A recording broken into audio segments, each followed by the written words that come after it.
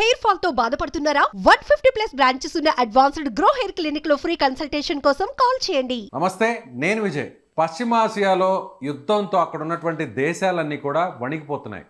ముఖ్యంగా ఇజ్రాయెల్తో కలిసి అమెరికా చేస్తున్నటువంటి యుద్ధం, ఇరాన్ మీద చేస్తున్నటువంటి యుద్ధంతో మొత్తం అక్కడ చుట్టుపక్కల ఉన్నటువంటి దేశాలన్నీ కూడా వణికిపోయే పరిస్థితి. సౌదీ అరేబియా దేశం కూడా ఉంది. సౌదీ అరేబియా అనగానే మనకి ముఖ్యంగా ముస్లిమ్స్ అందరికీ గుర్తుకొచ్చేటువంటి పవిత్రమైనటువంటి మక్కా, మదీనా, ఈ రెండు నగరాలు గుర్తొస్తాయి. అయితే ఇప్పుడు సౌదీ అరేబియాలో అనేక చోట్ల డ్రోన్లతో అక్కడ దాడులు చేస్తున్నటువంటి ఇరాన్, సో ఇప్పుడు మక్కాలో పరిస్థితి ఎలా ఉందనేటువంటి ఆందోళన ఈ పవిత్రమైనటువంటి రంజాన్ మాసంలో ప్రతి మహమ్మదీయుడు ఆలోచన చేసేటువంటి పరిస్థితి. నిజంగా మక్కాలో అక్కడ పరిస్థితి ఎలా ఉందో తెలుసుకునేటువంటి ప్రయత్నం చేస్తాం. నేరుగా ప్రస్తుతం మక్కా నుంచి అక్కడి నుంచి లైవ్ ద్వారా మనకి తాజా పరిస్థితిని వివరించడానికి ఆంధ్రప్రదేశ్ ఉర్దూ అకాడమీ చైర్మన్ ఫరూక్ షుబ్లీ గారు. ఫరూక్ గారు, మీ అక్కడ ఉన్నటువంటి హోటల్లో ఉన్నట్టున్నారు. అక్కడ చుట్టుపక్కల ఉన్నటువంటి పరిస్థితులు ఎలా ఉన్నాయి? సౌదీ అరేబియా మీద విస్తృతంగా దాడి చేస్తుంది ఇరాన్. ఎందుకంటే సౌదీ అరేబియాలో కూడా అమెరికాకు సంబంధించినటువంటి మిలిటరీ ఎయిర్ బేసెస్ కూడా ఉన్నాయి. సో చాలా చోట్ల కూడా దాడి జరిగిందనేటువంటి వార్తలు వస్తున్నాయి. చాలామంది ఇక్కడి నుంచి మక్కాకు వెళ్ళినటువంటి అనేక మంది యాత్రికులు కూడా అక్కడ చిక్కుకుపోయి ఉన్నారు, భయంతో వణిగిపోతున్నారు అనేటువంటి ఒక వార్తలు వినిపిస్తున్నాయి. అక్కడ తాజా పరిస్థితి ఎలా ఉందంటారు? నమస్కారం అండి, అస్సలాము అలైకుం. ఇక్కడ ఏదైతే ఈ పశ్చిమాసియా దేశాల్లో నెలకొన్నటువంటి పరిస్థితి ఉందో, దీని ద్వారా ఏంటంటే మేజర్ గా ఏంటంటే వీళ్ళు ఇరాన్ టార్గెట్ చేసింది అమెరికా యొక్క ఎయిర్ బేస్ ఎక్కడైతే ఉందో అక్కడ వీళ్ళు టార్గెట్ చేశారు. రెండోది ఇక్కడ మనం గమనించాల్సిన అంశం ఏంటంటే వారు ఎక్కడ కూడాను సివిలియన్స్ కి, అంటే వేరే చోట సివిలియన్స్ కి ఎక్కడ కూడాను ఇబ్బంది పెట్టలేదు. మూడోది వచ్చేసి ఇది మనం మాట్లాడుకుంటుంది ఏదైతే మక్కా మరియు మదీనా ప్లేసెస్ ఉన్నాయో ఇవి అతి పవిత్రంగా భావించేటటువంటి ముస్లిం కంట్రీస్ అన్ని కూడాను పవిత్రంగా భావించేటటువంటి ప్రాంతాలు. కాబట్టి ఇరాన్ ఇక్కడ ఇచ్చేయటం అనేది ఎట్టి పరిస్థితిలో కూడాను అది జరిగేటటువంటి పరిస్థితి కాదు. ఇక్కడ దాదాపు ప్రపంచంలో ఉన్నటువంటి 55 నుంచి 58 ముస్లిం దేశాల నుంచి ప్రతి ఒక్కరు ఇక్కడ ప్రతినిధిగా ఉంటారు. ప్రతి ఒక్కరు కూడాను అక్కడ నుంచి సామాన్య ప్రజలు సైతం కూడాను ఇక్కడికి వచ్చి ఉంటారు. కాబట్టి అంత ఈజీగా ఏంటంటే ఇక్కడ అటువంటి పరిస్థితులు అయితే ఏర్పడవు. బట్ వన్ థింగ్ ఏంటంటే ఈ ఎయిర్ బేస్లు, అంటే ఈ ఎయిర్లైన్స్ అనేవి స్టాప్ చేయడం వల్ల ఏదైతే సామాన్య ప్రజలు ఎవరైతే డిఫరెంట్ కంట్రీస్ నుంచి ఇక్కడికి వచ్చినారో జస్ట్ నాలాగా వాళ్ళకి ఏంటంటే రిటర్న్ వెళ్ళేటటువంటి ఫెసిలిటీ ఎలా ఉంటుందా అన్న ఒక భయాందోళన ఉన్నారు తప్పించి ఇక్కడైతే పరిస్థితి కంప్లీట్ గా నార్మల్ గా ఉంది. ఆ జనరల్ డిస్కషన్ ఉంది. ఇప్పుడు మనకి భారతదేశంలో ఏ రకంగా అయితే మనం డిస్కషన్ చేసుకుంటున్నాం అలాగే ఇక్కడ ఏంటంటే నిజం చెప్పాలంటే మనకు భారతదేశంలో జరుగుతున్నటువంటి డిస్కషన్ కన్నాను ఇక్కడ డిస్కషన్ చాలా తక్కువగా అనిపించింది నాకు. ఇక్కడ ఎవరు కూడాను అది దీని గురించి పెద్దగా అంటే ఆ లాంగ్వేజ్ కూడా మాకు అర్థం అయి ఉండకపోవచ్చు. బట్ వీళ్ళు ఏంటంటే వీళ్ళకి ఒక మైండ్ సెట్ అనేది ఉంటుంది. ఆ మైండ్ సెట్ ని బట్టే వీళ్ళు వెళ్తారు.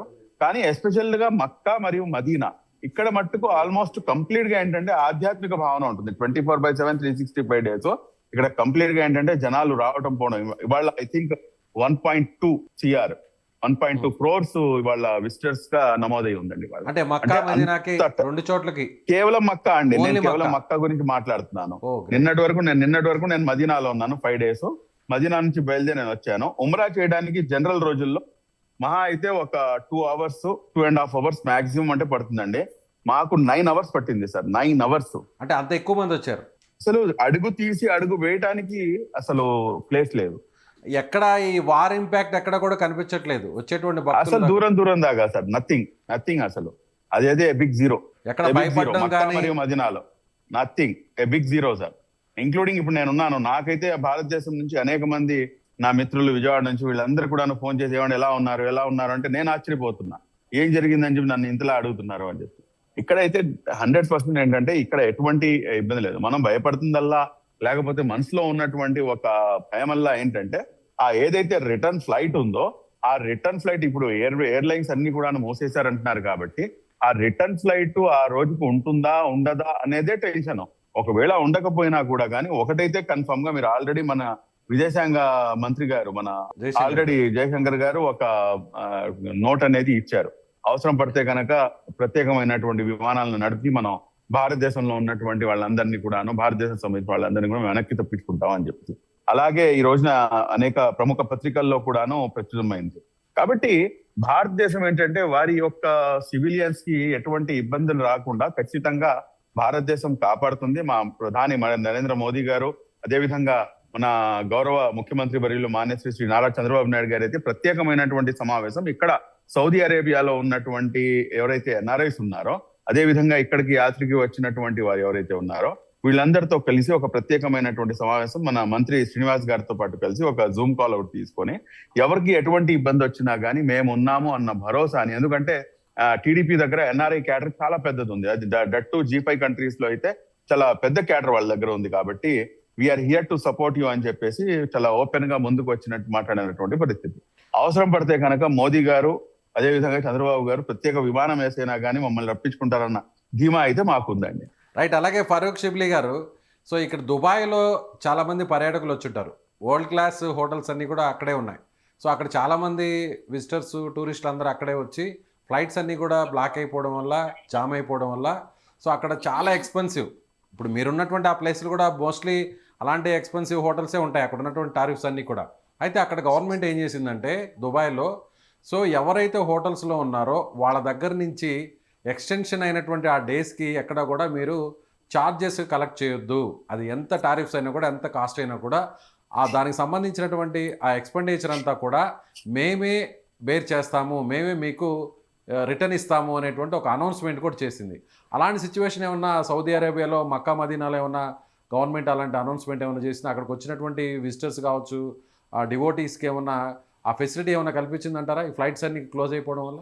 అంటే ఒకటి మీరు ఇక్కడ గమనించాల్సింది ఏంటంటే సార్, దుబాయ్ని టార్గెట్ చేయడానికి, జిద్దాని టార్గెట్ చేయడానికి, సౌదీ అరేబియాకి టార్గెట్ చేయడానికి, మక్కా మదీనా సిటీస్ కి టార్గెట్ చేయడానికి నక్కకి నాగలోకానికి ఉన్నంత తేడా ఉంది.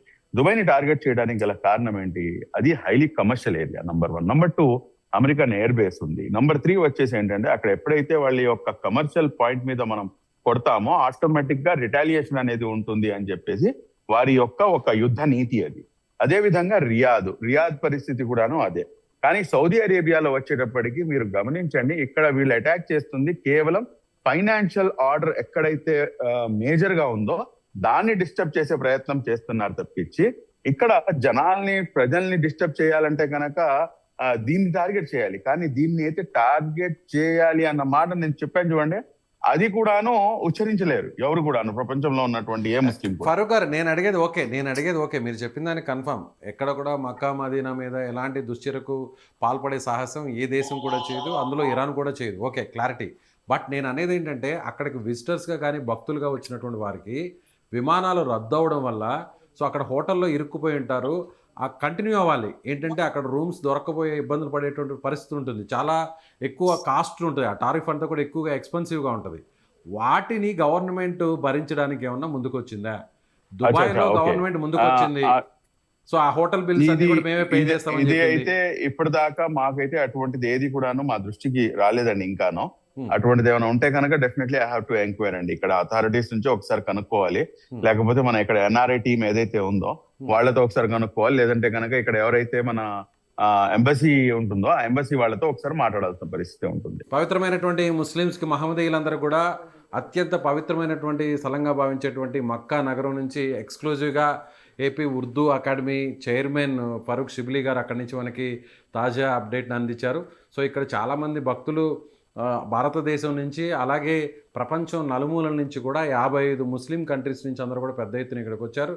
ఈ రోజు అంటే ఈ ఒక్క రోజునే దాదాపు 1,20,00,000 మంది వరకు కూడా ఈ ప్రార్థనా స్థలాన్ని విజిట్ చేశారు. సో ఎక్కడా కూడా ఎవరిలో కూడా పెద్దగా వార్ టెన్షన్ అయితే లేదు, ఎందుకంటే ముస్లిమ్స్ అందరికీ కూడా పవిత్రమైనటువంటి స్థలంగా మక్కా మదీనా ఉంది కాబట్టి ఇరాన్ ఈ ప్రాంతం మీద దుశ్చర్యకు పాల్పడేటువంటి అవకాశం లేదు, ఆలోచన చేసేటువంటి అవకాశం కూడా లేదు. ఎందుకంటే ఈ పవిత్రమైన ఈ స్థలం మీద ఇలాంటి ఇబ్బంది పెట్టాలనేటువంటి ఆలోచన వాళ్ళకు రాదు అనేటువంటి నమ్మకం అందరిలో కూడా ఉంది. కాకపోతే సౌదీ అరేబియాలో, అదే దేశంలో అమెరికాకు సంబంధించినటువంటి ఎయిర్ బేసెస్ మీద అక్కడ దాడి చేశారు తప్ప సివిలియన్స్ మీద, ఇలాంటి పుణ్యక్షేత్రాల మీద, ప్రార్థనా స్థలాల మీద ఎక్కడ కూడా అటాక్ చేయలేదు అనేటువంటి విషయాన్ని కూడా ఆయన చాలా స్పష్టంగా చెప్తున్నారు. అయితే గవర్నమెంట్ నుంచి కూడా, ఏపీ గవర్నమెంట్ అలాగే ఇండియన్ గవర్నమెంట్ నుంచి ఎప్పటికప్పుడు తమకు సమాచారాన్ని అందిస్తున్నారని కూడా ఆయన చెప్తున్నారు. Thank you so much.